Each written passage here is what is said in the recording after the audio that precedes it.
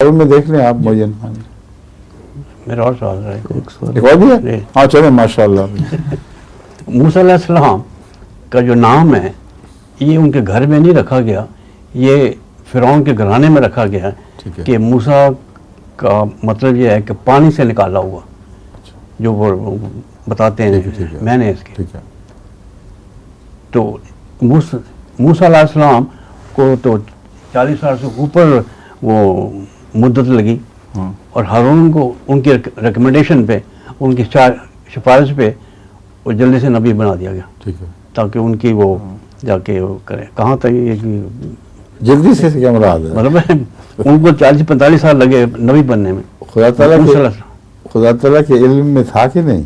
مضبوط تھا جی. تو پھر جلدی کی بحث کوئی نہیں. اگر افراتفری میں کسی بادشاہ نے یہ بنایا ہوتا پھر لفظ جلدی سے کہ محاورہ درست ثابت ہوتا.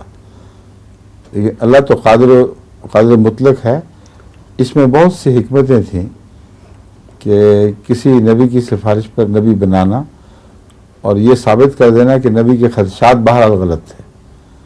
اللہ ہی بہتر جانتا ہے کہ رسالت کہاں سے ہو. اس واقعہ نے یہ ثابت کیا ہے. حضرت موسیٰ 40 دن کے لیے الگ ہوئے, ہارون نہیں سنبھال سکے. ہاں ٹھیک ہے. جب فرعون کے سامنے گئے ہیں تو یہ کہتا تھا میری زبان نہیں چلتی, میرے بھائی افصح منی.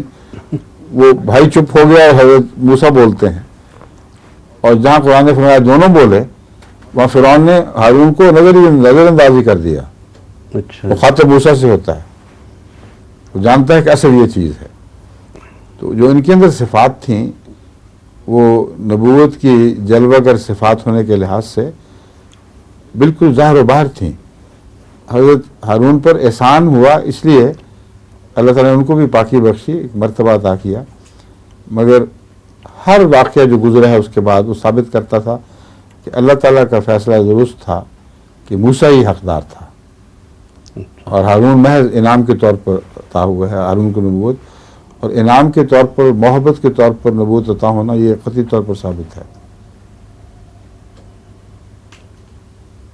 آگے ظہور مہدی آخر